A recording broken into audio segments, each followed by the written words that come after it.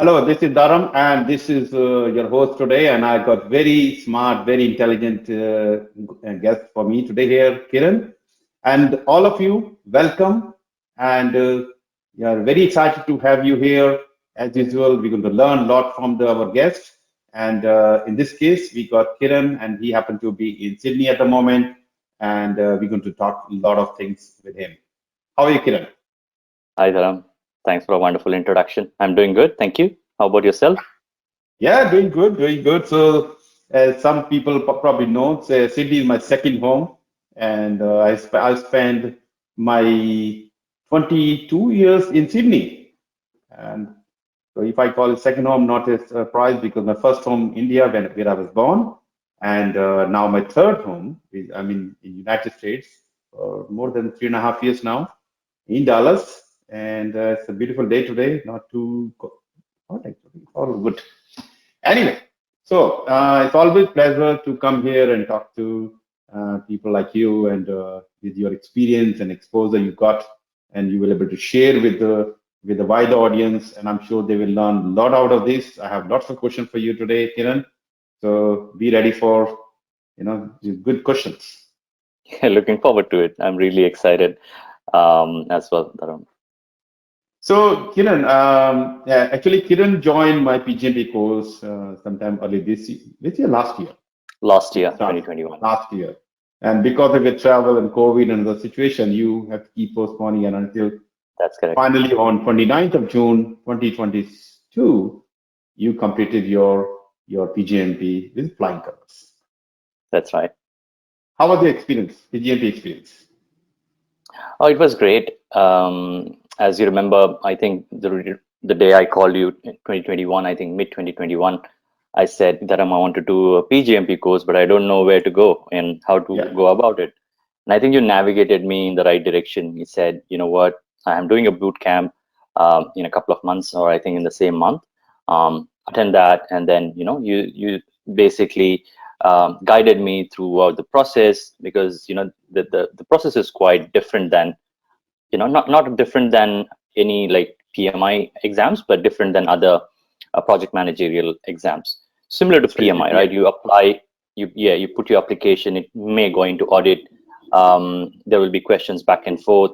You go through that, and then you prepare yourself, attend the exam, and then get the results. So I was not having no idea about how to go about it. Like, I know that after PMP it's good to do PGMP, but mm, there was no guidance or anything. I think that was the best decision of my life, speaking to you. And I think you guided me really well. The boot camp was excellent. I think we did on the over the weekends. I'm not really sure how many weekends we spent, it but I was think there were 6 weeks. multiple weekends, 6 weeks, Yeah, yes, 6 weekends. six Yeah. weekends. And I think great exposure into the PGMP content, the knowledge, the real life examples that you gave during that program were really helpful in terms of Yeah. understanding the concepts, the idea behind why that particular concept is in the SPM. SPM is the book for PGMP. Mm. Um, and yeah, I think after that, I was preparing myself. You helped me with preparation, but unfortunately, due to COVID, my couple of attempts got cancelled because of Mm. the situation in Sydney. Eventually, I think the air got cleared, but then by that time I was in my comfort zone, and I was not. I know I have to do it, but once you go into that comfort zone, it's hard to pull you out. So I think that's Exactly. also where you came, and you started to instigate and provoke, and get me do that. And then you guided me really well at that point in time as well. And eventually, as you know, in mid 2022, I was able to sit for it and clear it. It was a huge relief and a Mm. wonderful experience. So yeah, I know it's a journey itself.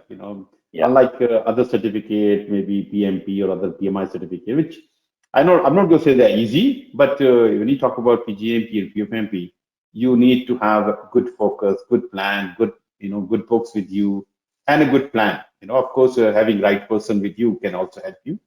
Yeah. And I'm glad that I was able to contribute to your success. You know, it's always pleasure for me, and this pleasure actually, I got this news when I was in Sydney, when I was traveling to Sydney at the time, and you called me, and I was in my, somewhere middle of doing painting or helping the painter, so kind of in between, and I got the message. I got excited, as usual.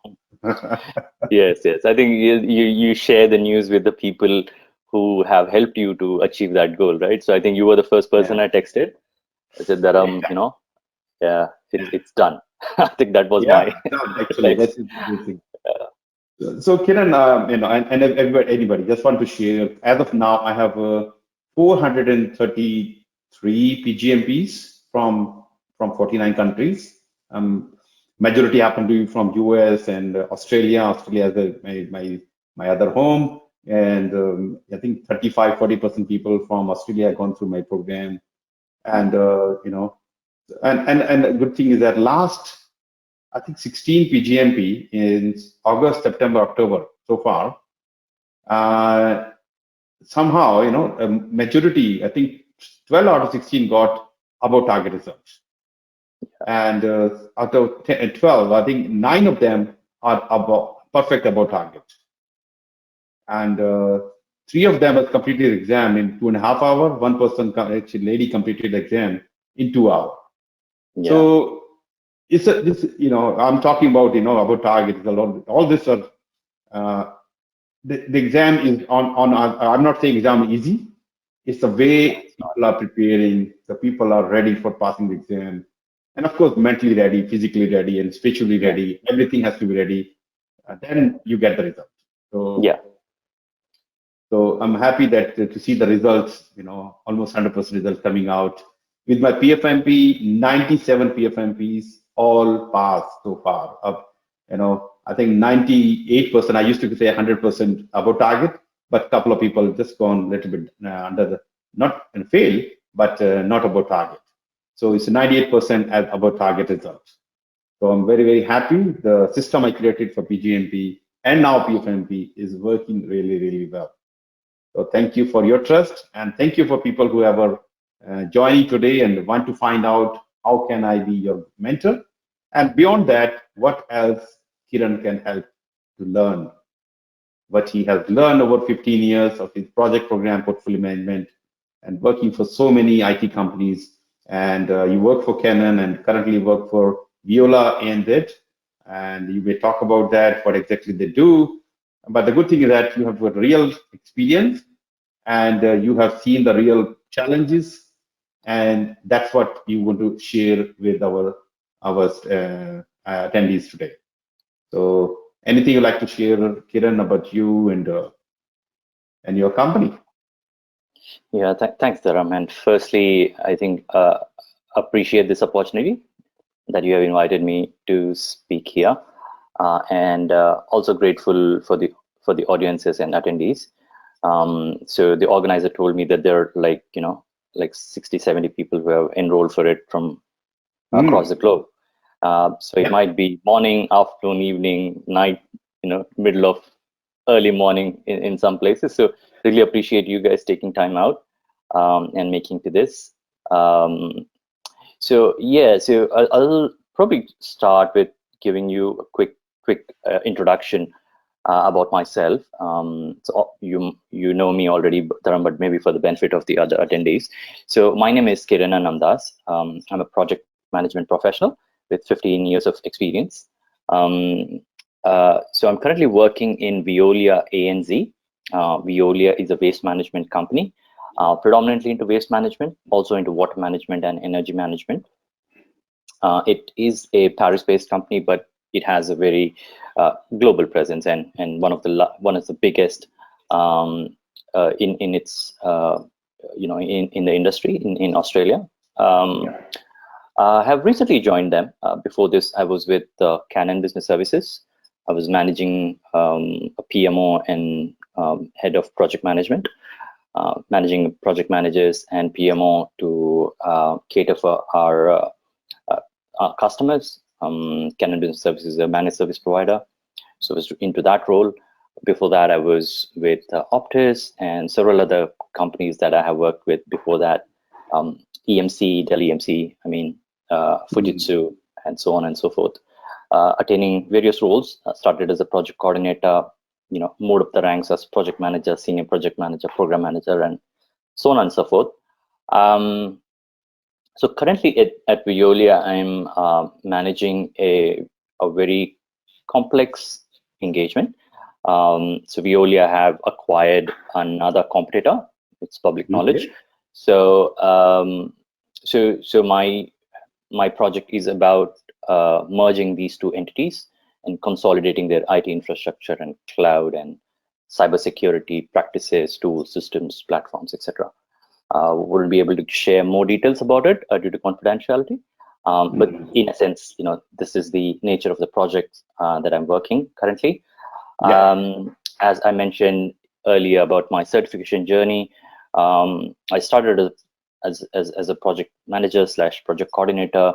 I did my Prince 2 practitioner, which gave me sort of the foot in the door. Went on to do PMP in 2014. Did some agile trainings and certifications like Certified Scrum Master. Recently, I've done a Safe Agilist, and earlier this year, I did my PgMP from Dharam. So yeah, it was a wonderful journey. Like, I believe in attaining certifications because that helps you attest your knowledge. And it gives you a level of confidence as well when you're talking to someone. Having these credentials under your belt really helps. Gives the impression, to the listener or the customer that you're working with, that this person have a level of credentials under him. And these credentials come really handy. Like, you can be a very good project manager, but having this credential just adds another layer of assurance when you're talking to customers. So I really believe in upgrading myself, upskilling myself, being relevant in the market, and doing certifications. Yeah, fantastic. I mean, the certification is not just for the sake of putting that in the LinkedIn or resume. Of course, it look good and give the credibility, and the people talk to you, they see you are very professional, all kind of things. But also what you learn from the whole process. Yeah. And yes, you may be doing the project management, you may be doing the program management, but what you learn is a better way of doing things. Can I get better result out of this? And with less energy, productivity, efficiency, and keeping your team motivated, excited. That's what the certification should be. Which very well, you got the certificates, and now you're earning the fruits, eating the fruits from those certificates. Yeah, it is fantastic and good. Thank you for sharing your experience and sharing your certification journey, which is always good, because a lot of people are there. They like to find out, if I am starting my journey as project manager, program manager, or portfolio manager, what else can I do? So guys, you can actually share 2 links on the chat. If you have not seen, you can see that. These links are talking about PgMP and PfMP. It's a, just go through them, learn anything and everything about PgMP. One of the PgMP video is around 1.5 hour video, which is very intense, and you will see my different view with different avatar when I was a little older, a long time back, and but you will learn a lot out of that. Important thing is, and if you go to the video and you realize, hey, Dharam, I should talk to you for more information and how can you make my journey easy, smoother, and get me the assurance of passing the exam, you talk to me. I will definitely work with you. And whether you're very, very smart, which makes my job easier, or you're not very smart but you still want to do, I will work with you. And make sure when you go to the exam, you're going to pass the exam. Now I start giving the guarantee. I don't write on the paper, but I can tell you, when you go through the journey, you will get the certificate.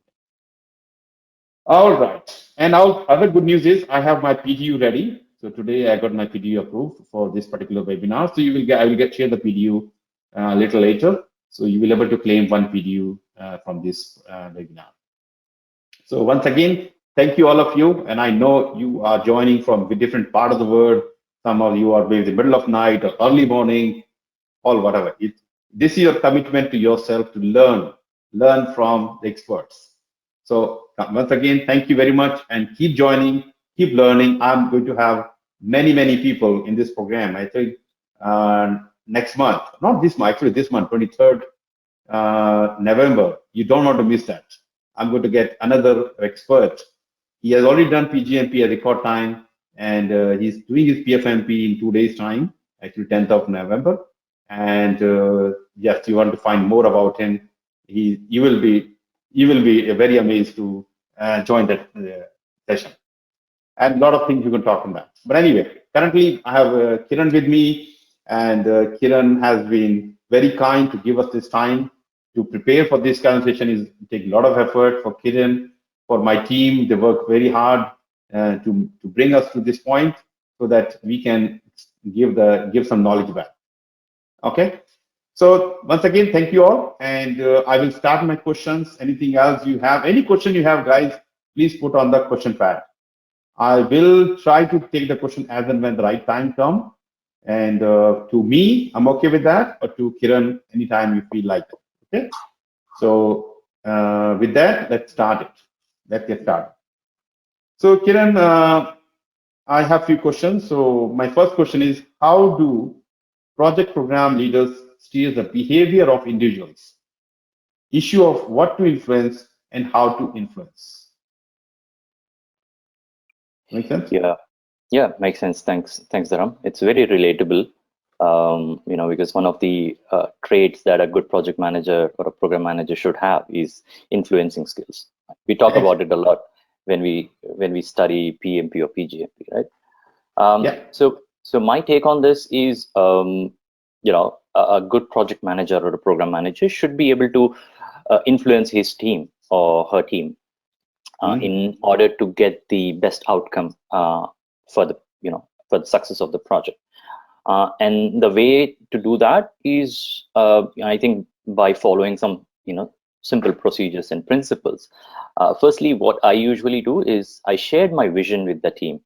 So everyone is aligned, everyone is on the same page, everyone knows what they are doing. Because we often understand that it is common sense, everyone knows it, but common sense is so uncommon. You think that, you assume that they know it. You assume that, okay, here's the project we're doing, and this is the scope of work, and these are your activities and tasks.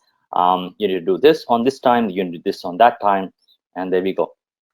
But someone working in your team, a developer or an engineer, he or she wouldn't know what that particular task is contributing towards, right? So I think that one of the core learnings out of PGMP program was about the organizational hierarchical structure and the way the message percolates down all the way from the top to the bottom, right? There is a vision, and then there you have your objectives and goals that percolates down from a portfolio to a program to a project, and so on.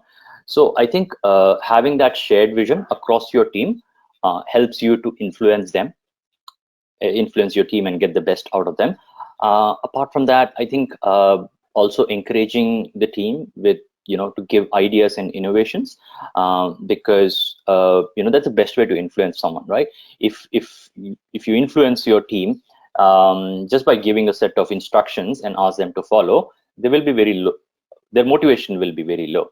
But instead, if you encourage them to give ideas, propose any innovations, automate a few things, and how do we speed up these things, and ask them to give their thoughts and and ideas onto the table, I think that's gonna impact in a positive manner by influencing the team to do more than what they could, and go above and beyond.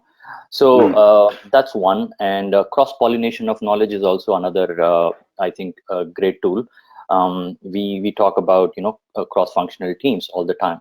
So having teams to sort of cross-pollinate the knowledge, like the developer should know what the tester is doing, and likewise, I understand that there are non-IT project managers as well on the in the audiences. So I'll try to use mixed examples away from IT. But yeah, so I think having or encouraging your team to cross-pollinate knowledge is also a great idea to influence the team. I believe in just giving them the ingredients to let's say to make a pizza. You give them the ingredients, right? Don't give them the recipe. Let them make their own recipe, right? What's the point? Like give them the ingredients and give the recipe and say, okay, here's the pizza that you have to bake, and here's the recipe. Just follow this and do it. Anyone can do it. There is no a sense of contribution in that. You see, so if you give the ingredients and say, okay, make a pizza, okay, out of it, they will apply their own knowledge and skill set. The whole purpose of hiring the best talent, right? That's so that you can get their experience and their knowledge and put them in your project, and not the other way around. You don't want them to give instructions and just follow the instructions. Anyone can do that. So I think these are some of the tools that I have used to help myself influence the teams. And also, I think there are two categories of people. So one, people who have a skill issue, and other people who have will issue, right? So the first category of people, it's a very easy resolution. If you have skill issues, not a problem. You just need to upskill them, train them, put a buddy with him or her, and get them up to speed, and the skill gap is resolved. It's very easy to influence that category. But the second category that you have, people who have will issues. So I think that's the hardest part for any project manager. Because if you're not willing to contribute on your project, you're not willing to work, you're not getting the best outcome out of that, and that may hamper the overall project team. So so I think in that situation, as a good project manager, you should try to understand the reasoning behind the lack of will of that particular resource. It could be a teammate or your peer or whomsoever is working on that project. Trying to understand what the core issue is, and address that particular issue. It could be probably a competency issue, saying what this is getting very monotonous to me. I have worked on such projects before. I don't see any value, or any inspiration that I can draw this to work on. So in that case, you just need to talk to that person, listen to them, and try to come up with an action plan, agree that action plan with that person, and take them through that journey with you. And I think that's the way you can influence them, by listening to them and addressing their concerns. Exactly. So that's where some emotional intelligence, EQ also come in picture. Like you understand who they are and what they're going through. Exactly. So I think that's where the servant leadership, which we probably know, can be useful. You are right. For them to make their path clear, so they can do the job very effectively. That's correct. That's correct.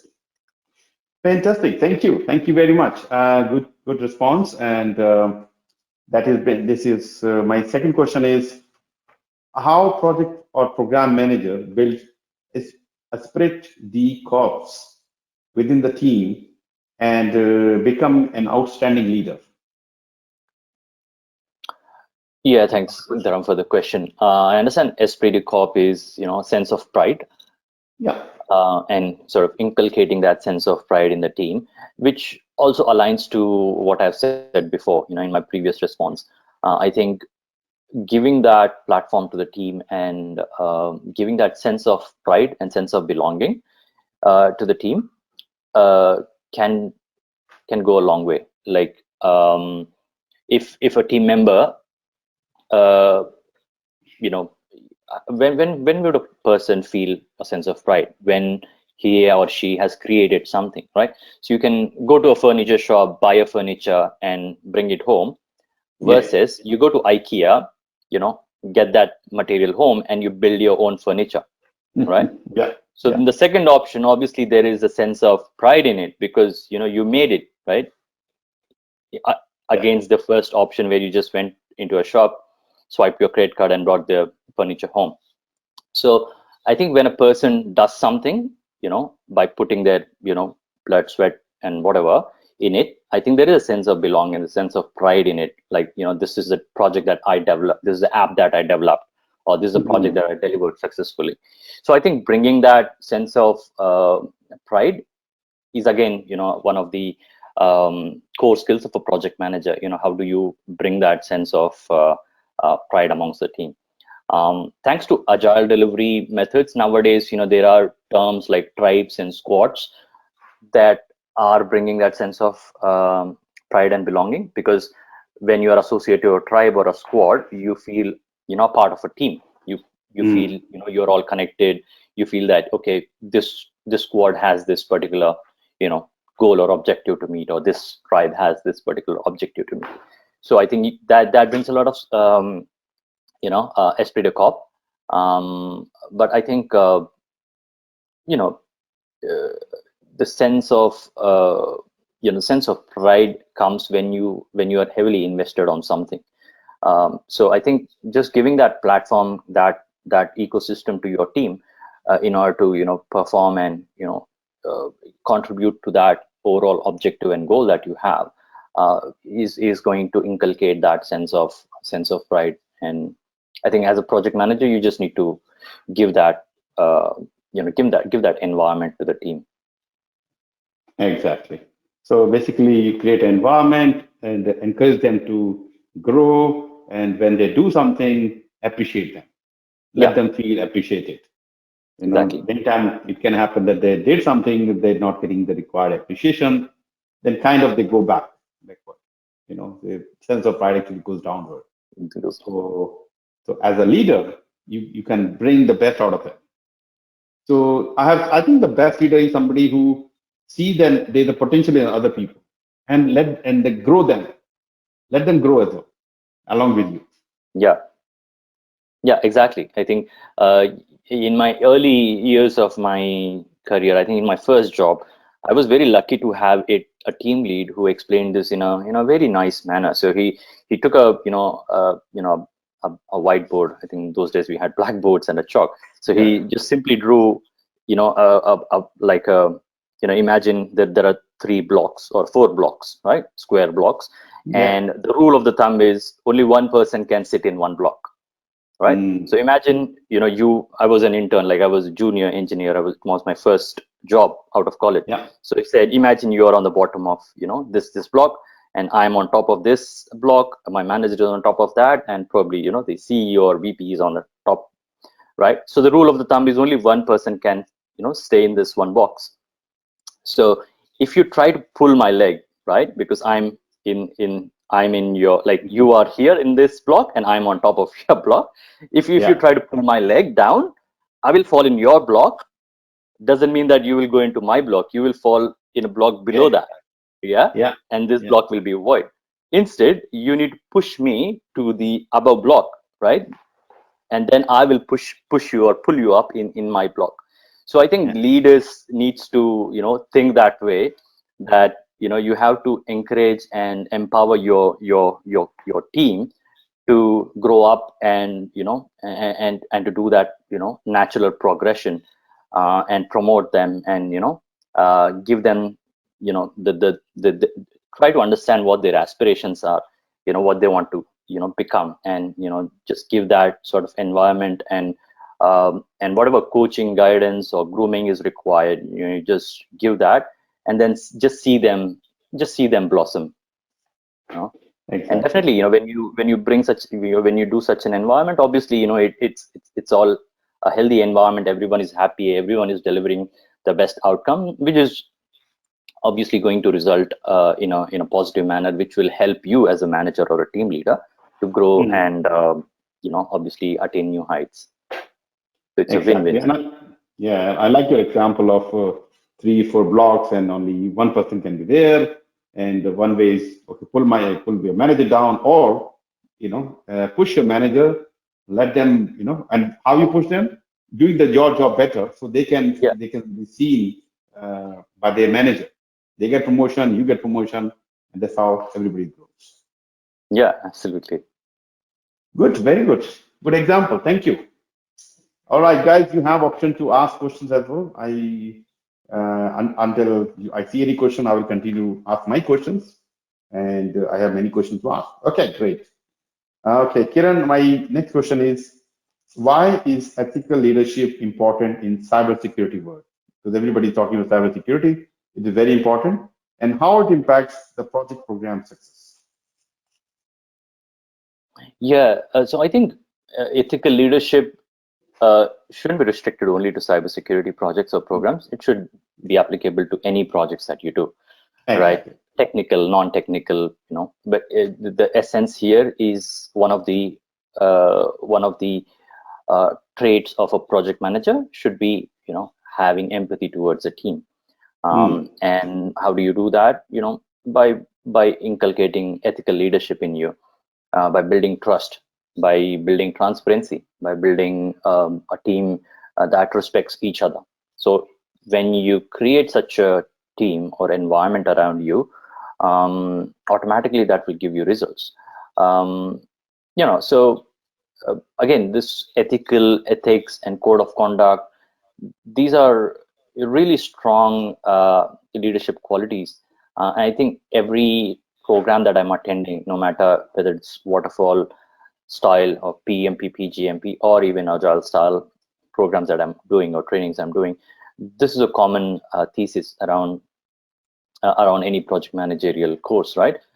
Ethics and code of conduct. So I think this is an extremely important characteristic of a good leader. And having an empathy towards your team is really important. How do you do that? Empathy, like it's easier said than done, right? But when a team member comes to you and requests about something, or if they are not able to meet their deadlines, the KPIs that you have given them are not non-attainable or unrealistic. So I think you need to sit with that particular person, try to understand where they're coming from, what their motivation levels are. If they're going through any personal turmoil, probably try to sit and understand and have that empathy, show that empathy to them. Try to understand and just not hear to them, but do a proper listening, right? Don't listen to respond, like listen to understand their situation. And then work out a plan, right? Hmm. Even that person wants the best out of the project. It's not that he's against this project, or he doesn't care about that project. He is a performing member of your team. Try to understand if he's going through any personal problems, how do we try to work around through that situation. If there is anything that you can do in terms of having someone else do some part of his job, or if he's having any skill issue, do we need to upskill that person to be competent enough to again come into the project and do his duties. So I think these are some of the things as an ethical leader you may need to do, not just into cybersecurity technology, but I think any projects that we do. Exactly. So ethical leadership is very, very important with any part of the whatever you do in the life, and keeping every that transparency and being honest, being trustworthy, and unbiasedness. Whatever we have learned in the PMI code of ethics, code of conduct. Yeah, So it's not just for the sake of few words PMI has created or somebody has created. You look at them and how can you apply them in your day-to-day project program management.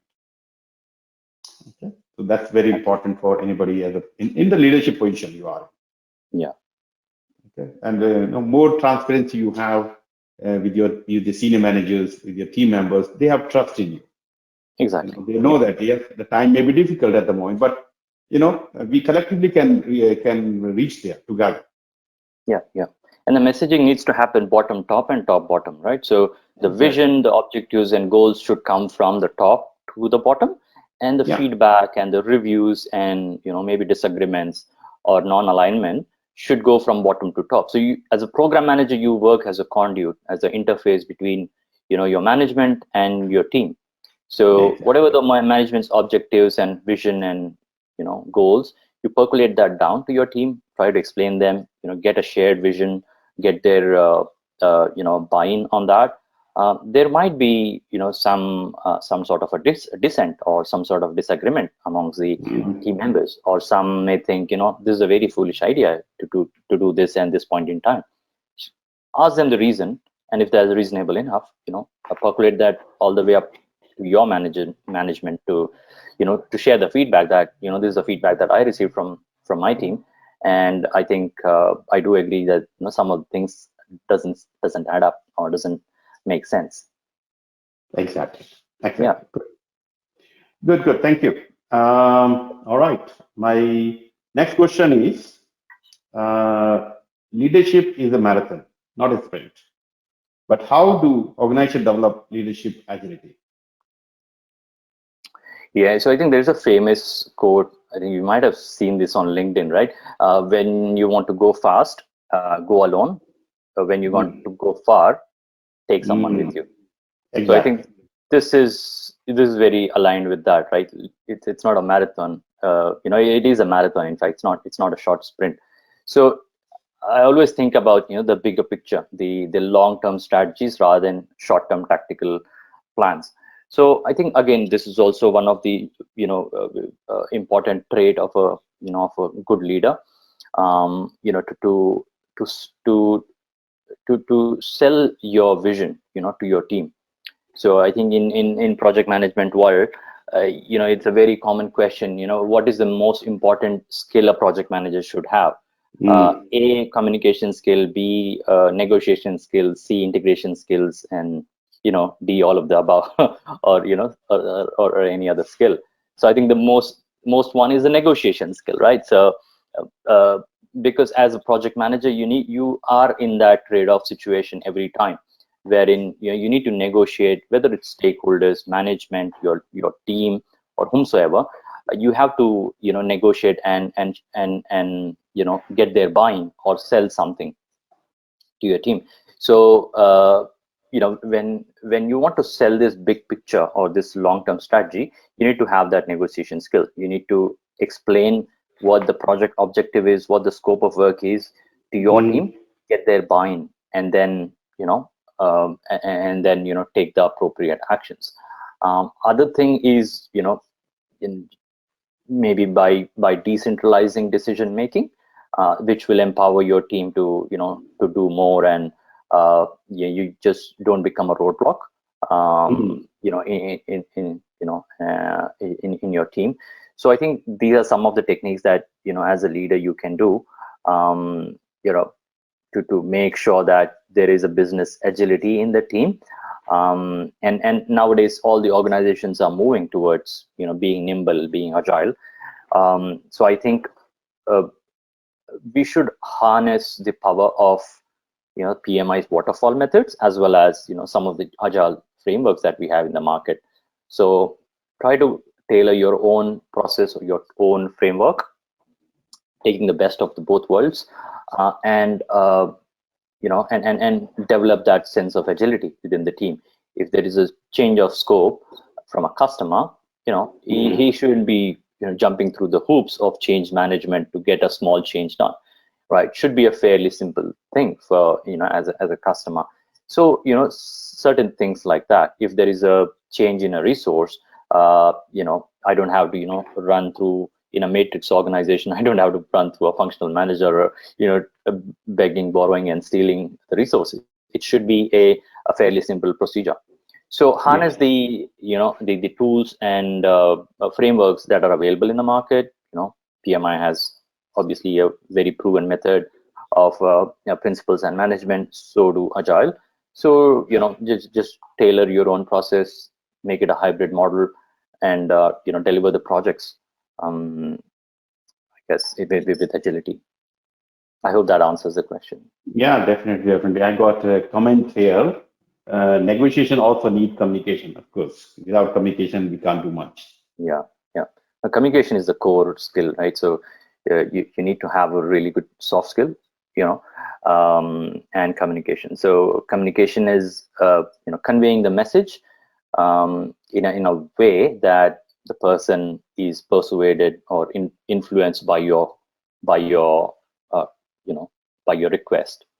um, so which ties in with with negotiation. It can't go single-handedly. It has to be negotiation combined with good communication, good sense of humor, and all of that. It's a natural uh, ability of a project manager, to have all of Exactly. these traits in order to sell your vision. Exactly. So yes, you need to in all three, maybe many more of that. Okay. That's What is effective communication, not defective communication? Okay. Yes. Communication can be defective as well. Yes. We're Yes. talking effective communication. Yes. Okay, fantastic. And thanks for your comment. I like to see these more comments and more questions. Please keep bringing. All right. Is it now a good time for fundamental rethinking of leadership? So this is my question actually. So is it Okay. now a good time for fundamental rethinking of leadership, or in a multicultural, rapidly changing digital age, what does leadership look like? What are the important leadership competencies? Right. So, is this a good time to rethink what leadership is? Yes, Yeah. it is a good time. I think traditionally we have been fixated on what a leader should look like, right? So, like Mm. when I joined the IT force back in 16 years back, my notion about a manager is like someone who is maybe 15, 10 years senior than you, wearing a tie in the office, throwing around his weight, and giving instructions to his team leads, and team leads come over to you and giving instructions to you, doing what and what not. So I think that fundamental notion about a leader has definitely changed over the past few years, especially ever since the startup culture has come in. We have Mm. seen young CEOs, young CIOs, and CTOs, who wear like turtleneck t-shirts just like me. It's a coincidence, by the way. Or just wearing just t-shirts and jeans, and being equally effective leaders and managers, right? So yes, that has changed. So the traditional management, the idea of a traditional manager that we had 10, 15 years ago, and has changed now. Now it may happen that your boss is more younger than you. All the CIOs and CTOs are in their mid 30s, early 40s, right? Mm. So it may well happen that you are reporting to someone who is younger than you. It's no more that traditional project traditional managerial style. So yeah, I think that has also inculcated, because a lot has changed in the past few years. We have seen a digital boom. There is a spurt in cybersecurity. And innovation has gone to new levels, and all of this has sort of somewhere given a rise to this sort of a leadership style, which we also call servant leadership a lot of times. By not micromanaging your team, but just telling them what the objective is, and let the team decide what they want to do and how they want to do, right? So that's a new way of leadership. And I think as project and program managers, we also need to harness that, or take some some good things out of it as well. So I think that's what I feel about the first question about the fundamental Mm. rethinking of a leadership. And I think the second question was multicultural, rapidly changing digital age. Yep. So yeah, so I think uh, yes, I think that ties in with my previous response. There has been spurt in digital transformation. There's been a lot of projects and programs. I think every company are executing. which talks about digital transformation, cloud transformation, transition, or whatsoever. So I think in such a environment, a good leadership would look at the resources that you have, at hand, and the scope at hand. Like if you have a scope of work, you have a particular target or objective to meet. What are the resources I have? Does that understand the culture of the company as well?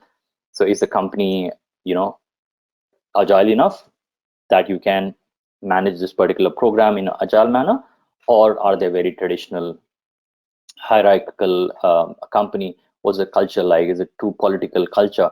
And basically, you just need to tune yourself and adapt to that particular culture in order to create an environment, create a framework, create a delivery model, create an operating model under which you would then think through how, okay, this is the project, this is the scope of work, and this is the overall vision and objective, and how do I meet that objective, and then work with your team in such a way that you are you are agile enough according to the company's culture, and at the same time you are achieving the scope that's been assigned to you as a project manager.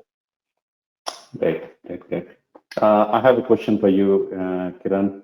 What challenges have you faced as a leader while serving in various organizations? So I have predominantly worked in a professional services environment. I think one core issue with working in a professional services environment is the non-alignment between what the sales sell and what the delivery can deliver. I think it is very relatable. People who have worked in professional services can easily relate to what I'm saying. Often, project manager or a program manager is not involved in the sales process. Sales, go there to the customer and sell something, and then once the customer signs that off, it comes to you as a project, and then oh, what the heck, I don't have competency to do it, right? So let's say they want us to migrate to AWS, but you would say, I don't have an AWS architect, I have an Azure architect, and it's not my core competency. Sometimes that could be an issue. Sometimes an issue about the timelines. Like realistically, it's a 1 year project, and then you're expected to deliver it in 6 months or 8 months. So that has been my constant challenge when I was, as working on different layers of project and program management in the professional services team. Yeah, that reminds me, working for HP at the time, and the sales team sold the cloud. I'm talking 2010, 2009, when the cloud was new. The sales team did a good job of selling to big names, the cloud services transformation in June of next year. And here we are still talking about the solution. Think about that. We have no data. I mean, it was a very challenging program itself. Exactly. They don't ratify this solution. I think they have their KPIs and targets tied in. So to be fair on their side, they have to meet their sales target. So they just go and sell. However, when it comes to the delivery, I think there is a gap. And the customer is obviously, being a customer, he expects results, right? Exactly. I wish we have some better way of handling that situation. Yeah, with experience you've learned. Okay. The same thing. How did you manage these challenges? The challenge you were talking about earlier. How did you manage them? So I think first was a learning, obviously. So when it happened for the first time, it was a learning. So it was a more of a reactive response. So after that, I think we made sure that we will not encourage such such situations. And we had instantly a meeting with the sales team, tries to help them understand that we are happy to deliver this project, but if you do not have competencies and skills to deliver that project, how do you expect us to deliver? And I think it's important that they understand as this point as well. So it was sort of, again, a negotiation skill that you pick out of your hat and sit with the sales team to walk them through if you are selling something, then give us a heads up. At least we can go out in the market and find a relevant resource of that particular skill set that you sold. And also with respect to timelines, it's all about, again, negotiating with internal and external stakeholders. Sometimes the external stakeholders, like the customers, are quite fixated that I need this project in this date. It's again trying to explain the customer that this is the scope of work is quite massive. Then your WBS come into picture. You do a work breakdown structure, explain them what are the tasks and activities within that. Put an effort estimate around each of these tasks, and then thanks to Gantt chart and all the tools that we have in place, that will help us to determine what that expected due date is going to be, and then again walk the talk to the customer when you're doing it. Good. Thanks for the answer, and thanks for the questions as well. And by the way, guys, I have just shared with you on the chat the PDU code, PDU information, so course identifier and PDU claim code. So this is working code. So you try it out. If there's any problem, let me know. So, and the people who are watching this as recording, and you have to contact me, send an email. Dharam, I watched this particular webinar with Kiran. It was great. Maybe put some comments as well. I love that. And can you share the PDU code? I will be happy to share with you. Only thing is, yes, these PDU codes are generally available or effective for 1 year. So today's date is, let's say, 8th of November 2022. So this will be applicable or available till next year, November 2023. If you're watching later than this, you will not get the PDU code, but at least you get the knowledge, and you can watch something else. Anyway, so thank you, and thank you again for the questions. Keep bringing the questions. Kiran, I would like to bring one more question for you. And how is the program leader influenced by the paradox of idealism and realism when setting up strategy goals? Yeah, so I guess idealism being unrealistic versus realistic. So again, this also ties in with my previous response. Giving goals which are not practical, which are not attainable, is shooting. It's like shooting on your own foot. So as a project manager or a program manager, it is your duty that you give goals which are smart in nature, right? Smart is, I think we all know, right? I'm not really sure what the abbreviation. Yes, specific, measurable, attainable. Yeah. So give them the smart goals, and frequently or regularly check with the with your team in terms of their achievement towards a goal, if they're comfortable with those goals. I don't impose goals on teams for the sake of that, and also I'm quite against the idea of these KPIs, which are like 20% you have to be 100. 20% of your goal is you have to be billable for 100%. 20% of your goal is you have to get 10 CSAT surveys in a month. 20% of your goal is you have to get $1 million revenue in a year or something like that. So you can't give 10 goals to a PM and expect them to deliver. I think it's a phenomena. So you just give one goal to that person and put all 100% efforts on that one goal, and the remaining goals will take care of itself. Like if you give a goal, let's say get 10 CSAT surveys in a year, or say get 90% of positive CSATs in a month, that is going to take care of the rest of the goals anyway, right? That person is going to be liked by the customer because he's delivering good projects, he's getting good customer satisfaction. Obviously he will be more invested. That means he will be more billable. That means he's going to get more projects, so he will get more revenue and bring more revenue into the project.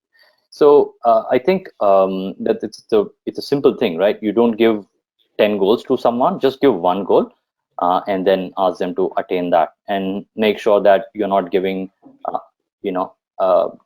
unrealistic or idealistic goals. It should be pragmatic in nature, should be attainable by the person.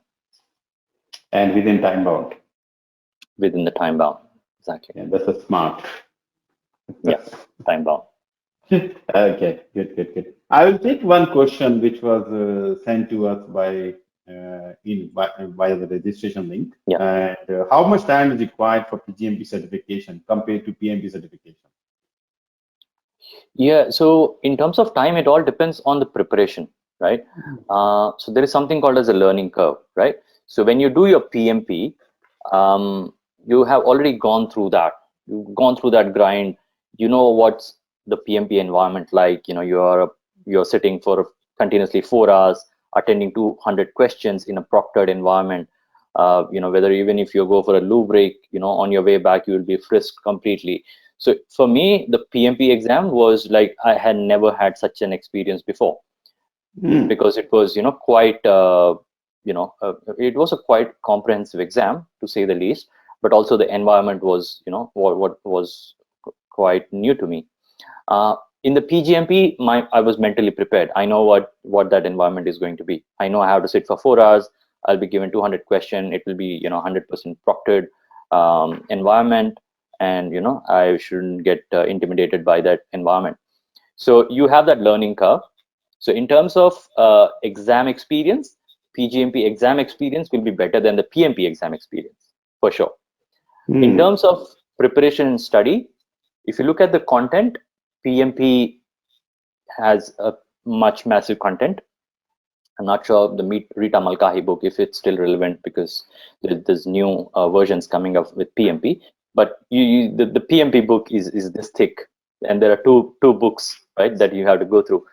Thankfully, PGMP, I think it's a 100-page PDF. So the content is much less, so it's easier for you to to learn and to get accustomed with the content and the context in PGMP. But it's the same amount of preparation that goes into it. So it is subjective, but I would say PGMP may take a little lesser if you have already done your PMP. Yeah, I'll tell you one thing. When I'm teaching to somebody who's doing CAPM, I have to put a lot of effort because everything is so new. Because for them, exactly, they came out from uni or very fresh. I have to pay a lot of effort, do these and earn value, explain them very well. correct. When it comes to PMP, it's much less effort from, I'm talking my effort. Yes. Because they already know, they've already gone through project management and they understand a lot of concepts. And when it comes to PGMP, it's effort, of course, but less effort because now you go there. You mentioned you already gone through grilling of go through so many questions. You have seen the concept. A lot of concepts with PGMP also applicable. PMP concept also applicable at PGMP level. And when it comes to PfMP, I will, as I said, 97 out of 97 pass, and 98% of them are passed with our target. So what I'm trying to say, as we go further, yes, certification complex. Complexity is growing, but at the same time, because of your maturity or your experience, the learning can become much easier. Yeah. And to tell you my experience, I took 4 years to do my PMP. That was in 2004, and I took 4 months to do my PGMP in 2009, and it took me 1 month to complete my own PfMP. And yeah, that's another story to talk about. But yeah, so it's as you said, it's subjective, and how much effort you put, how much dedication you have, how much focus you have, and how much commitment you have. All this matters. In case you have further question clarification, please call me. Book my time, and I'm happy to discuss more. Or anybody who wanted to do any certification or just want to talk about, hey, this is what I'm doing and how to grow myself into different level, program manager, portfolio manager, feel free to book my time. And there's no charge for that. 15-minute time generally goes like more than 15 minutes. But most important, just like Kiran contacted me last year, Dharam, I'm not sure how to get started. So here we are talking, talking as my webinar guest. I don't think you thought about, hey, I'm doing a PGMP, I'm going to be guest in a webinar, which is, I don't know how you feel, but this is a privilege as well, because you're sharing your knowledge with a wide audience. So, priceless. Yeah, perfect. So I do have many questions, but I will stop here in the interest of time. And I'd like to thank all of you for giving us this time to listen and to put your questions as well. It was very, very good. Thank you. Thank you, Kiran, for keep answering my question and listening to all this people asking so many questions, which is good. You have done a very good job by giving the clear and concise answers and make this some of the topics which are very complex to think about, you made them look very easy. I hope so. So, yeah. Thank you, So, thank you, Dharam. Thank you. It was a privilege to be on here on the call with you, and thanks to all the attendees for listening in. I hope I have added some value into your life, and I hope if you are an aspirant of PMP or PgMP PfMP, I wish you all the best. And yeah, I'm available on LinkedIn if you would like to connect. But all the best to you, and thanks, Dharam, again. Yeah, thank you. All right. And with this, I'd like to close the session. Thank you, all of you. Thanks, my team. Thanks, Kiran. And see you next time very soon. Take care. Bye. Thanks, everyone.